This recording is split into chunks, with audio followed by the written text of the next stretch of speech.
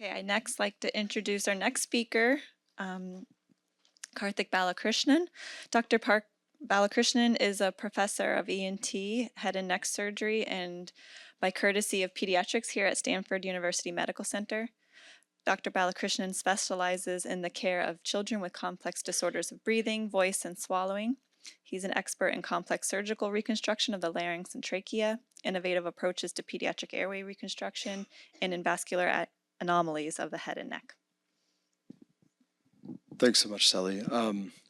So you've just heard kind of a very insightful and kind of medically expert overview. Now you're going to get the dumb surgeon version. That's me.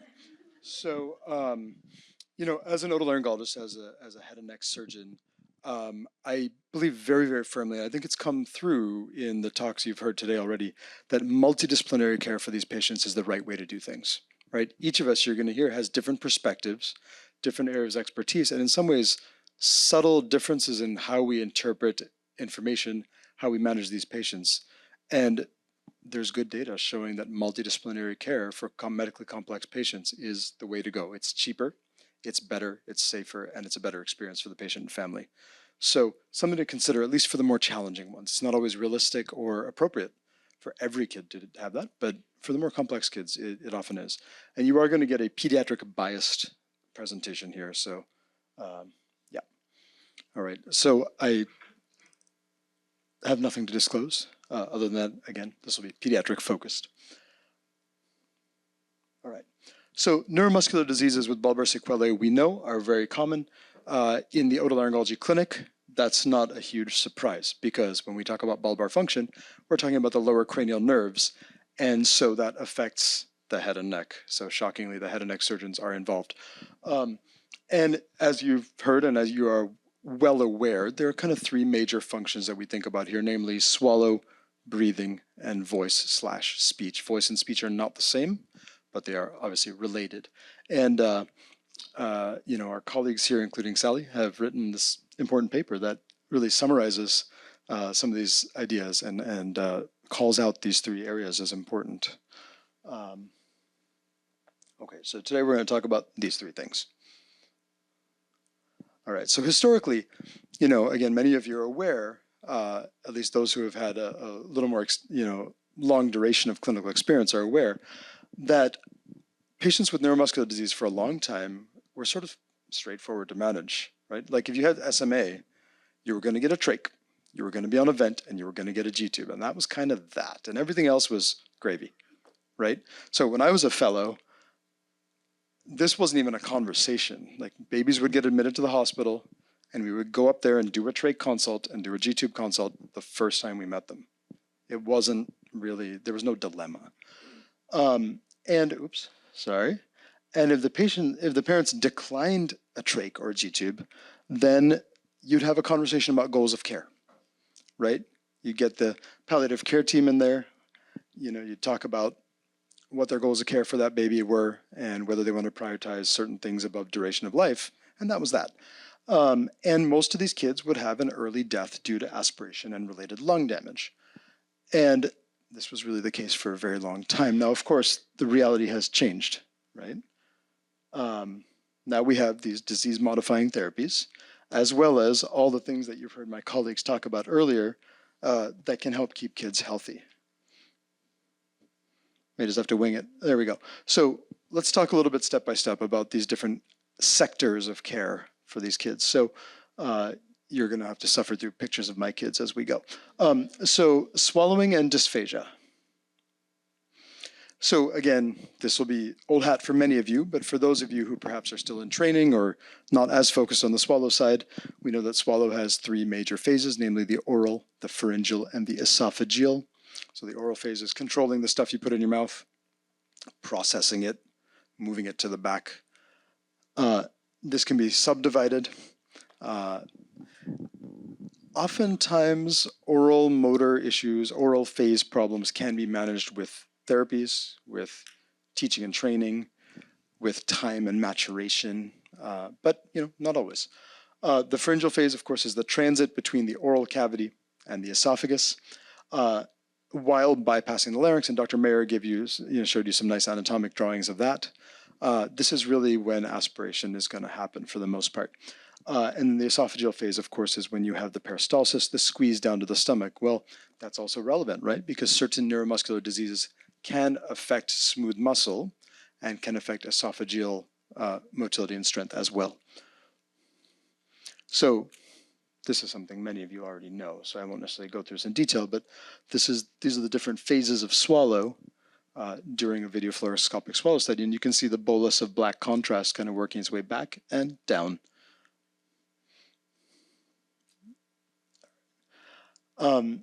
So the pharyngeal phase is really where we tend to focus on the otolaryngology side, because this is where a lot of the problems happen, right? Again, why do we care about aspiration? Yeah, it's a pain for kids, it's messy, whatever, but the real reason we care is that it wrecks your lungs, right? It makes you sick. And so the pharyngeal phase is where we tend to focus, because that's where aspiration tends to happen. So what do you need for your pharyngeal phase to really function well? And I missed Miranda's talk this morning, so I'm sorry if I'm recapping something she already said. You know, sensory function, motor function, and shape and structure are all important components. You need all of these things for this to function well. You can compensate if they're not perfect, but they've all got to function reasonably well for you to swallow. So you have to feel the bolus moving back. You have to trigger a reflexive swallow or a voluntary swallow. And then when that swallow happens, it has to be strong, coordinated, and timely. And if those three things don't happen, it doesn't work so well, and you're more likely to have spillage into your airway. So how do we measure swallow function? I think, you know, in a lot of ways, the history is the biggest thing. It's like anything else in healthcare, right? All the testing and stuff comes later, but if you can take a good history, you'll be 90% of the way to figuring out what's going on. So history is really important. The physical exam, of course, is important. And then we have these two instrumental evaluations, which you heard about earlier, and we'll talk about briefly again. All right, so key points in the history. For some kids, it's really obvious. They have obvious symptoms of dysphagia. They choke, they cough, they have watery eyes, they turn red, they have, you know, all these symptoms of distress. But a lot of kids don't, right? A lot of kids can have silent aspiration. And so silent aspiration is obviously a lot trickier to catch, but there can still be some clues. In babies, you can have breathing difficulty, right? So stridor, retraction, cyanosis, apneic episodes can be triggered. Recurrent lower respiratory infections, chronic cough, especially if it's wet and junky, refractory wheezing, and then reflux and vomiting is an important thing to talk about because, as Dr. Mayer said, that can interact with swallowing difficulties to exacerbate the whole problem. So this is what an endoscopic swallow evaluation looks like, and I'm scared to press this button. Let's see if it plays, but no? Okay. Not sure if the AV team can get that video to play, maybe. But this is what it actually looks like in clinic when we're doing endoscopic swallow evaluation. And if it doesn't play, then we can just talk about the picture. That's okay too. So this is an endoscopic view of an awake infant larynx. We've put a flexible camera through the nose. Family's just gently giving the baby a hug. The baby's screaming bloody murder typically, but that's okay. So you take a look, and then what you do is you feed the baby, right? And you feed them in whatever their typical position is that they feed, because you want to try to replicate their normal feeding habits. And you feed them with whatever device they typically use to feed. And you can do this with breastfeeding as well as bottle feeding. So what we see here is a view of the larynx. That curled U shape is the epiglottis. We're looking straight down onto the larynx. The black triangle just above the epiglottis there in the middle is the glottic inlet, the opening between the vocal cords that leads to the trachea and the lungs. So we obviously don't want milk going in there. And then you actually see the milk. You see all this white liquid there around the larynx. So I'm going to tell you what I tell every parent in clinic.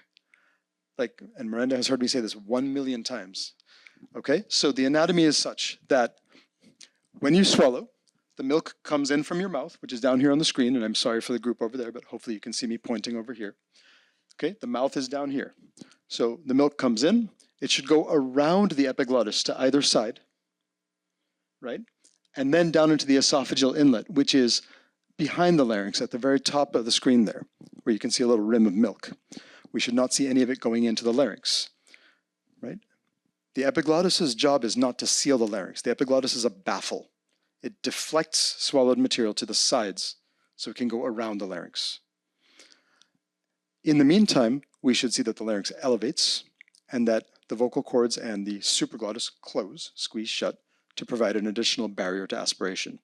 So if this video had worked, what you would see is that the milk would come in, and in this particular child, it would go around the larynx and then promptly fall back into the larynx from the posterior aspect before it went down into the epiglottis. So this child would have a delayed trigger of swallow and spillage of milk into the airway with aspiration. So this is a nice thing that we can do on any patient, pretty much. Not everybody's super cooperative with it because they get angry when you put the scope in their nose. So we will sometimes also do what's called a static evaluation of swallow, which is not quite as good, but still sometimes useful. And what we do in that case is feed the child immediately before the scope goes in. And you can at least see if there's residue inside the larynx or someplace where you don't want it. Again, you can do this test on almost anybody, but you have to decide whether it's going to be high yield. And you have to decide whether you want to risk the child making an association between the discomfort of the scope and the feeding. Because in children who already have aversion, you can exacerbate that aversion by sticking a scope in their nose and then feeding them. For those of you who have not had this done, it feels like having a COVID swab, except somebody's putting the COVID swab all the way back instead of just in the front of your nose. So it's not super fun, but not the worst thing ever.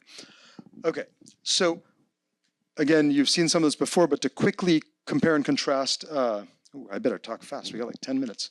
To compare and contrast endoscopic swallow evaluation and radiographic video fluoroscopic swallow study, you guys can review this on your own time, but I think that a couple of key points. One is the endoscopic swallow evaluation gives you a view of the anatomy, video swallow does not.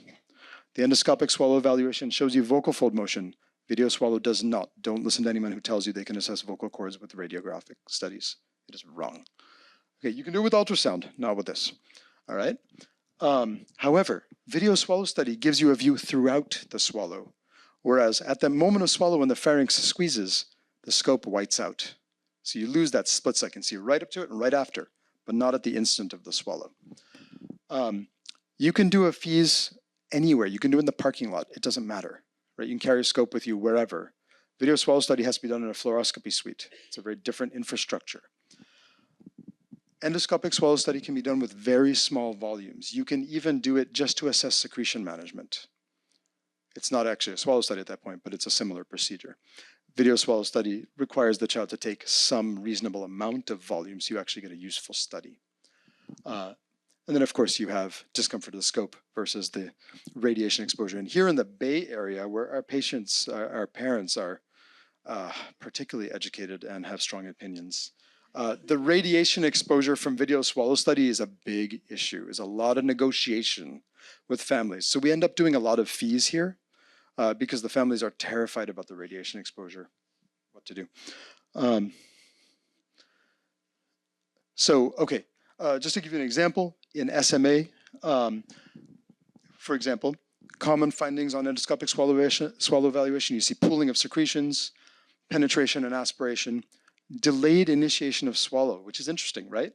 Because their sensation, that means that their sensation and the integration of sensation and motor are both affected in this disease. It's not just a motor problem. And when you look at the CHOP-INTEND score, so their overall neuromuscular function score, it doesn't always predict improvement in the swallow function. So, yeah. All right, disease-modifying therapies are generally good. They tend to help, as with many things. But the data suggests that these tend to preserve PO feeding function. Even if it's not total 100% oral fed, you are able to preserve some oral feeding, which, as we've heard from Dr. Mayer, for example, is important. It preserves that strength and coordination so kids can manage their secretions and get some quality of life from feedings. There are some data that suggest that the need for tube feeding after initiation of disease-modifying therapy is associated with the degree of feeding difficulty at the time of initiation. That probably doesn't come as a shock to anybody. But what it tells us is just the worse you are when you start, the more likely you are to still have trouble later. And there are plenty of diseases that don't have targeted disease-modifying therapies right now, and those kids are still in the old trach, vent, G-tube, aspiration, die category, right? So it's not like every disease has a magic cure yet. All right, so how do we address dysphagia? I'm spending a little extra time on dysphagia because that's kind of the biggest thing, but we will fly through the other stuff. So we can retrain feeding skills, but of course that depends to some extent on motor function, right? So you can't just do that in isolation. A lot of feeding therapy is really parent therapy, right? You're training the parents on safe feeding strategies. And of course, before you start a kid on feeding therapy, you kind of have to know whether it's safe to feed them at all, right? So you have to know what it's safe to feed them and how it's safe to feed them before you can have the therapist use those skills or that information. All right.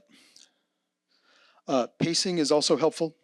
As many of you are aware, in babies in particular, we tend to pace using a couple strategies, either different nipple levels on the bottle or thickening.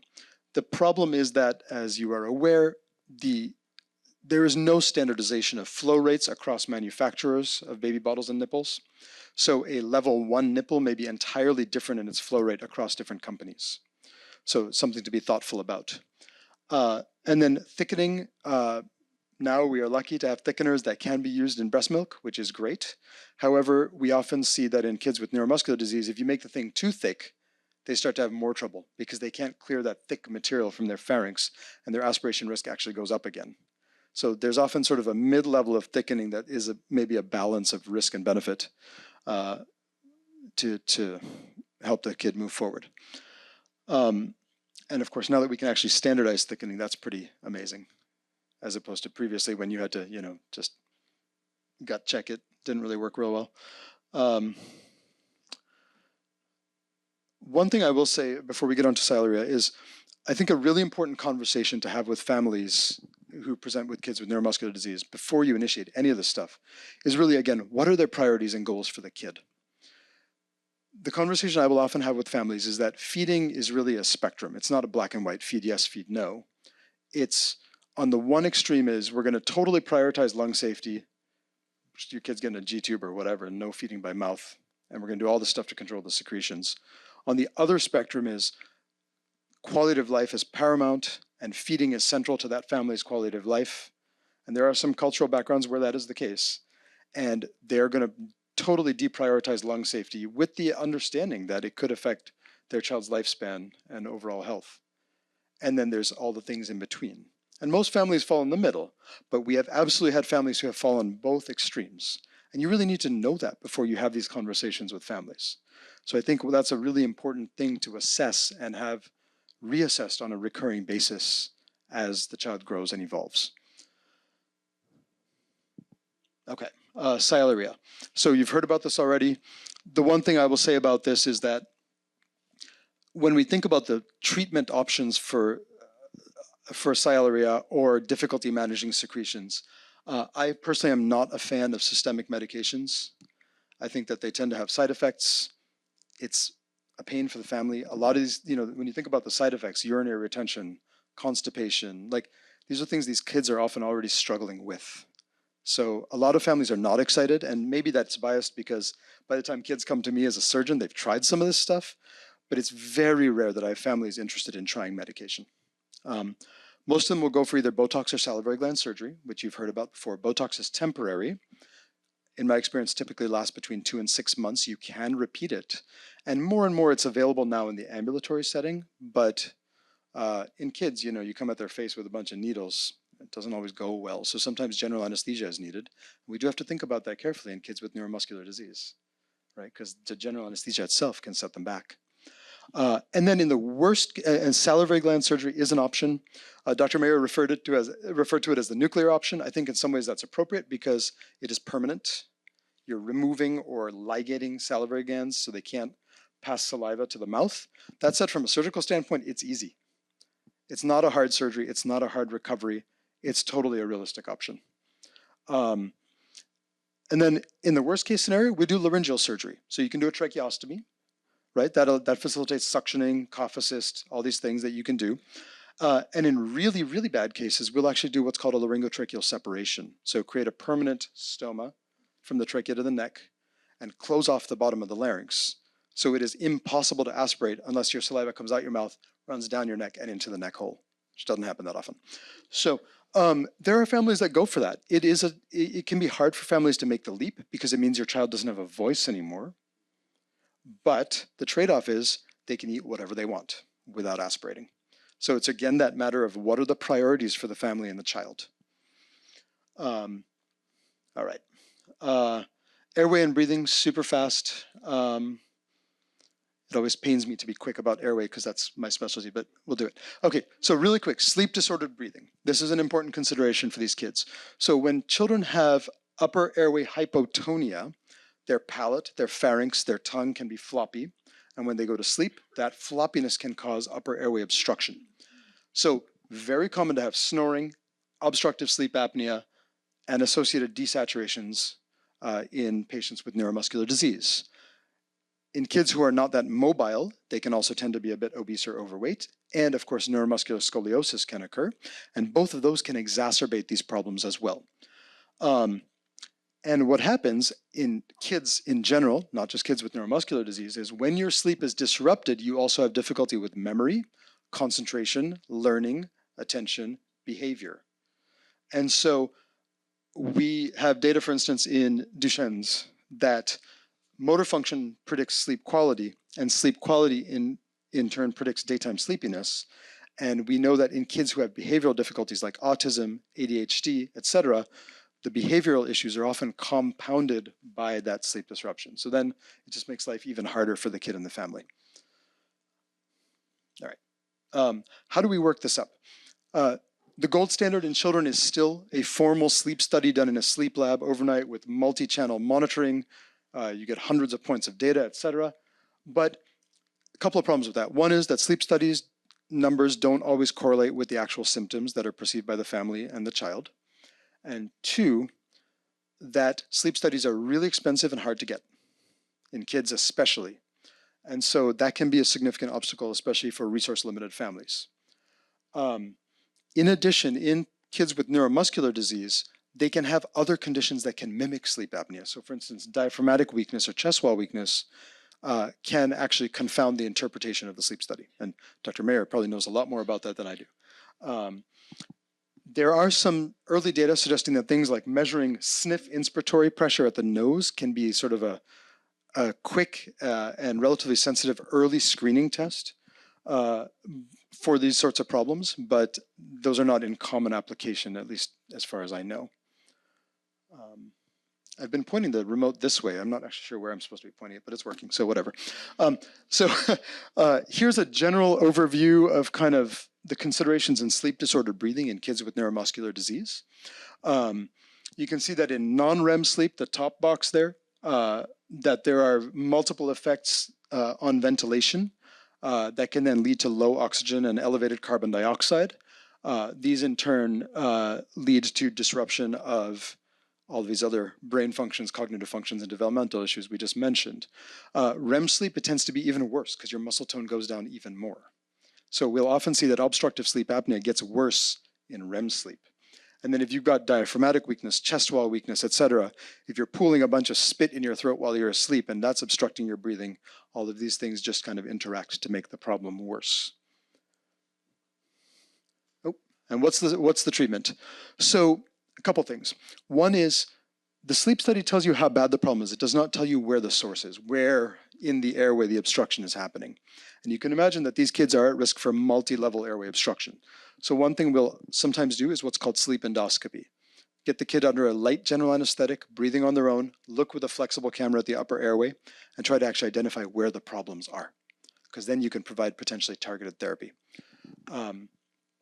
If we want to treat it, what do? Well, in some kids we can watch and wait, and they may outgrow it, but that chance is relatively low when you've got neuromuscular disease. Oxygen supplementation or CPAP or BiPAP may be an option. That said, getting a toddler to wear CPAP every night is, it's a bit of a battle. Sometimes we can do upper airway surgery, so classically removing the tonsils and adenoids, but in kids with neuromuscular disease, things like tongue-based surgery, pharyngoplasty to open the throat, nasal surgery, kind of opening as many levels as possible. All options. Some of those surgeries are quite painful, but they can be quite effective. And then, you know, in the worst case scenario, again, tracheostomy and nighttime ventilation can be an option.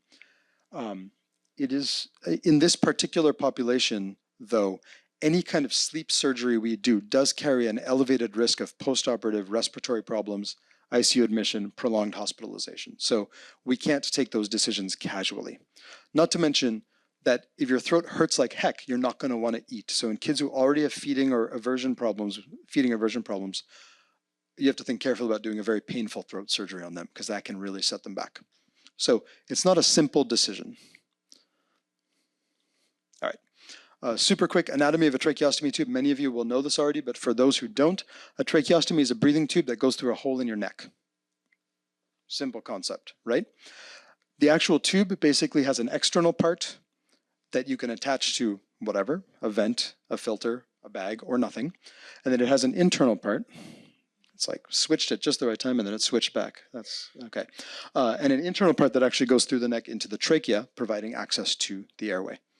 I think it's important to understand that basic anatomy because then you understand what kind of benefits and problems a tracheostomy can cause or provide. So when do we do tracheostomy? In kids who need prolonged intubation, sometimes tracheostomy can be helpful because it bypasses the larynx and decreases the injury to the larynx from having an endotracheal tube in. We don't really know in kids how long that has to be before we make that transition. But if you've got a kid with neuromuscular disease who gets sick and ends up on a ventilator and doesn't look like they're going to progress quickly, sometimes a tracheostomy can help them progress. You can bypass upper airway obstruction. So again, it can be an option for sleep apnea. It does not bypass lower airway obstruction. So there's lower airway compression from scoliosis, you know, malacia, whatever. It's not going to bypass that. It can provide facilitation for what we would call pulmonary toilet. In other words, airway clearance, suctioning, things like that. It does not prevent aspiration. So even a cuff tracheostomy tube with the cuff blown up, you can still aspirate saliva and anything else around that. It just happens a little slower. So it doesn't prevent aspiration. What it does is it maybe facilitates clearance of the airway after. However, one thing to remember is that some kids will rely on partial glottic closure, especially babies, will close their vocal cords part way when they breathe out to create a little back pressure to help them keep their lungs inflated. I see Dr. Mayer nodding, so I'm on the right track. Help keep those lungs inflated, right? If you do a tracheostomy, you have taken away that ability because all the air escapes. They can't build up that head of pressure. So in some kids, we can use things like a little one-way valve. But it is important to know that if you put a tracheostomy in a kid, you can actually make them more ventilator dependent, at least for some period of time. So again, not something to take casually. Okay, speaking valve, I'm going to skip over this just in the interest of time. One other point I want to make is just even common things that every kid might have, like laryngomalacia. Laryngomalacia is a super common problem that is super, super common in all babies. It's the most common reason that infants across the board have noisy breathing. Laryngomalacia is basically when the top of your larynx is floppy. We don't know why it happens. Maybe neurologic immaturity. And one of the traditional treatments for this is surgery. So we go in and, let's see if I can get this to, there was a video here, but we're going to move on. So kids with laryngomalacia will often have noisy breathing. They may have exacerbated reflux. They may have swallowing problems because their suck, swallow, breathe coordination is thrown off. We're talking about young babies here. Some kids will have a second airway lesion as well, so it's important to go looking. And one of the treatments for this, ta-da, one of the treatments for this, I'll just keep going, is surgery. So we go in through the mouth and actually trim the floppy tissues at the top of the larynx to open the airway. And in the average, neurologically average kid, it works really well. This is what it looks like. Thank you, whoever's advancing the slides. So you can see here, the picture on the left is the baby's larynx with breathing out. It's nice and open. The middle picture is when the baby breathes in. It's all sucked in and collapsed on itself. You can see how that baby might have trouble breathing and swallowing. The third picture is at the end of the surgery, when we've trimmed those floppy tissues, breathing in. You can see how nice and open it is. Hooray, the baby's fixed, right? Here's the problem, is that kids with neuromuscular disease tend to have a much lower success rate with this surgery. And so the temptation is to trim the tissue even more aggressively to create a more open airway. And you can totally do that. But the problem is every bit more you trim, the less mechanical defense the child has against aspiration, because those same tissues are the wall that separates the swallowing pathway from the breathing pathway. So there's a balance there. And so it's really important when kids with neuromuscular disease present with this laryngeal upper airway obstruction that we be very realistic with parents about the balance that we need to achieve when we treat them. Okay, super fast communication. And then, okay, I just don't want to keep people from that lunch. That's always a tough thing, but thank you. So really quick, communication challenges. So this is where voice and speech become relevant. So when it comes to voice, kids with neuromuscular disease can be hoarse and breathy, right? They can have vocal fold weakness, so their vocal cords don't close tightly enough to vibrate against each other effectively to generate a good voice. And they can have poor breath support for their voice because of diaphragmatic and respiratory muscle weakness, right? And those of you who are singers or actors or stage performers know very well the importance of that breath support, right? So that can be a real problem. But in addition to having sort of a hoarse, breathy, weak voice, which is sort of irritating enough for a kid, they can also have speech articulation problems. So to create the different sounds in spoken language, you have to be able to precisely, quickly, and forcefully move a bunch of different things. Your lips, your tongue, your palate, and your jaw, right? And if you try to talk without moving your tongue, it's hard to understand, right? Dr. Mayer mentioned, sometimes these kids sounds like they have a mouthful of marbles, right? If you can't articulate speech well, it makes you harder to understand. People ask you to repeat yourselves. That's exhausting. If on top of that, your voice is hoarse and breathy, and it takes extra effort to even generate the sound, much less shape that sound into language, you can imagine how exasperating this would be for kids. And it can lead to significant issues with self-esteem, self-perception. It can lead to effects on school performance, social problems, mood and mood disorder, mood challenges, et cetera, et cetera. So it's really quite a problem. So what do we do? Well, apart from the magic of disease-modifying therapies, what else can we do? There's a few things. So speech therapy is actually an important component of this because even if the kid may be limited in how much they can improve because of their weakness, using what they've got as effectively as possible still counts for a lot. And the expert coaching from an appropriate therapy provider can be very, very helpful. In some children, they can't close their palate against the posterior pharyngeal wall. So when they talk, air escapes out of the nose, and they have a lot of trouble creating certain speech sounds. Sometimes when they swallow, food and drink also come out of their nose, and you can imagine that's not a ton of fun. It's entertaining the first time, then it stops being fun. So what do we do about that? There's a variety of things we can do, but one simple solution that can be effective in some children is injection augmentation. So basically going through the mouth, you can see this picture is here. This is an adult, but same idea. We go in through the mouth or the nose and inject filler material into the back of the pharynx and the back of the palate to move them closer together. So it takes less effort to close the palate. You don't have to move as far, and it's not as tiring. And you can see in the picture on the top left, basically there's just this big injected bump. It looks like a pink blob. But on the right, on the CT scan, you can see in that posterior pharyngeal wall, there's that kind of dark fullness just in front of the spine. That's the filler material that's been injected there. And then, when kids are really reaching the point that they can't really use verbal communication effectively anymore, sometimes alternative and augmentative communication is helpful. And we heard about that from one of the earlier speakers. There's lots of different versions of that. Gestures, pointing, fine. As the child's challenges become more severe, eye movement detectors can be helpful. And then you can actually have full-blown speech generators. And again, my SLP colleagues in the room and OT colleagues will know much more about this than I will, but it's important to know that these are all valid options for these kids. Okay, and then the last thing I'll mention is just, again, I really feel strongly that for at least the kids with the most severe manifestations or the most challenging problems, a multidisciplinary approach is important. In the best of all worlds, this will be done in a coordinated way, but sometimes that's not feasible. So at least having the different specialties talk with each other and work with each other and share that understanding is really important. And so I'm really grateful to our organizers for making that happen here as well. This is our team at Stanford. You can see how many people it takes. And I think we're probably not the biggest team around either. So if you have any questions, please get in touch. But otherwise, thanks so much for your time.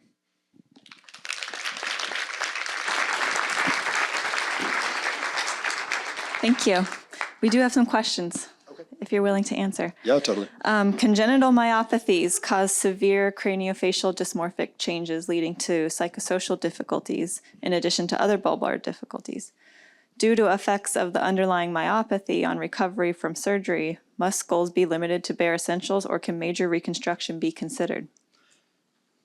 Yes and yes. So major reconstruction can absolutely be considered. But again, it's really important to think about what are the goals for that child and the parent. What are they trying to achieve? And A, do they have realistic expectations? Because, you can take a child who has severe craniofacial differences and move them closer to what other kids look like. But we don't currently have the technology that's going to make that child look like every other kid at school, right? And so having realistic expectations and then having a clear understanding with the parents or the child, if they're old enough, about what their goals are and why they want that done is also important. And similarly, as much as possible, confirming that they have a clear understanding of what the potential drawbacks might be and risks are.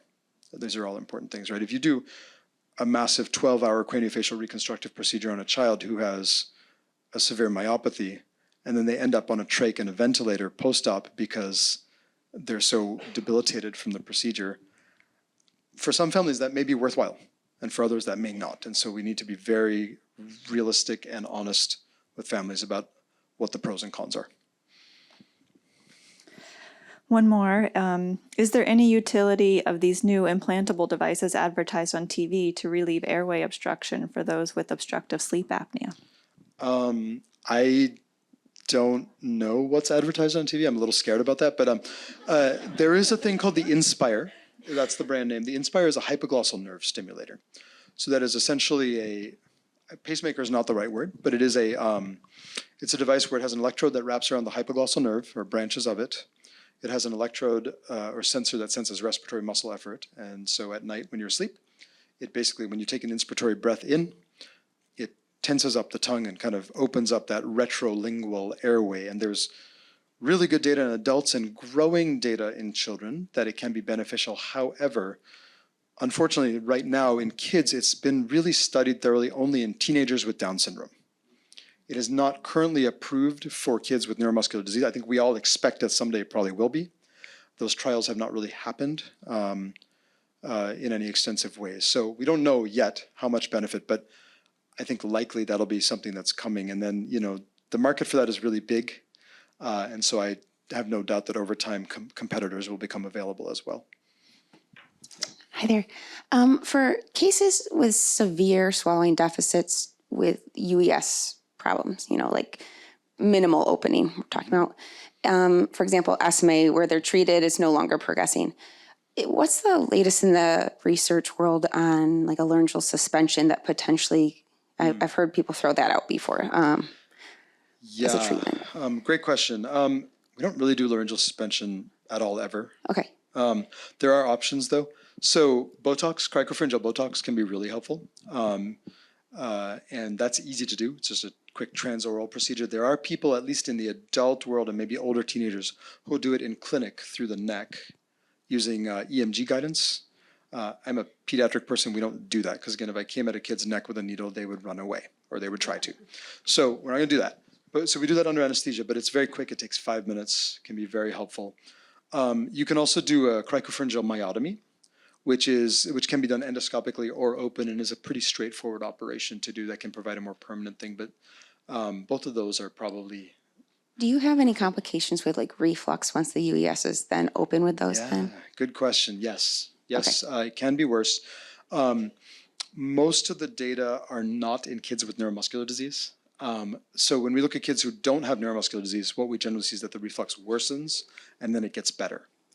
We don't know if with neuromuscular disease if there might be a more prolonged course or a more problematic course. And of course, then if you try to do something else to help the reflux, like a Nissen or fundoplication or something, you now have the problem of it could cause downstream obstruction where when the kid tries to swallow, things don't go down because there's a mechanical obstruction. So sometimes you can cause worse problems. So my preference is usually to do Botox first as a test and maybe even do it a few times if needed before we commit to something permanent like a myotomy.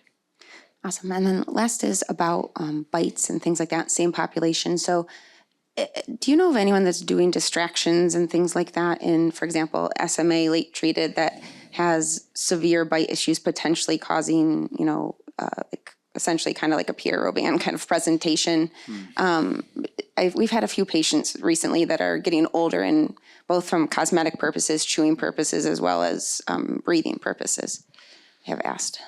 Yeah, good question. So I think the data on mandible distraction in that population is really lacking. Sure. Distraction is totally feasible. It's not a particularly hard operation to do. I think, once you get to that age, like the older kid age group, teenager age group, there's not you could do straightforward orthodontia potentially to at least get part of that effect. That may be an option as well. And then at night, if there's obstruction, you can think about mandibular advancement devices and things like that, as well as temporary things, though those can cause their own issues. If it's a much younger kid, infant, you're probably not at that stage with the neuromuscular disease kid yet, but there are some options in infants in particular, including what's called the oral airway plate. It looks like a retainer, it has a big tail. It pushes the tongue forward and causes jaw growth. It's been shown to be fairly effective in kids with the Robin sequence if you choose the right kids. Again, less relevant for the neuromuscular population right now, but I do wonder if over time that could be an application as well. Great. Thank you. One last question that came in. What can be done about the macroglossea in Duchenne? Sure. So kind of depends on what problem it's causing. So if it's a more posterior tongue-based issue causing upper airway obstruction, et cetera, you can do tongue-based reduction. You can do radio frequency reduction, things like that, through a transoral approach. If it's more kind of the oral tongue that's big and protruding, almost like a Beckwith-Wiedemann type of picture or a deposition disease type of picture, then there are options for tongue reduction surgery. You can do variety wedge, keyhole, et cetera, a variety of techniques to decrease the size of the tongue while preserving the blood supply and innervation of the tongue. So there are surgical options there as well. The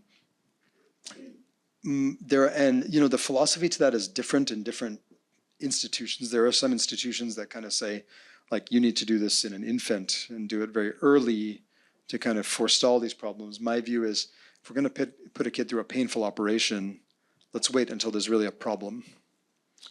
So if the tongue is protruding and drying, cracking, bleeding, if the kid's having trouble with biting the tongue, if it's interfering with communication or feeding, then I think it's very reasonable to do a reduction. And again, as I mentioned earlier, with all of these operations, we do always have to weigh the risks of general anesthesia.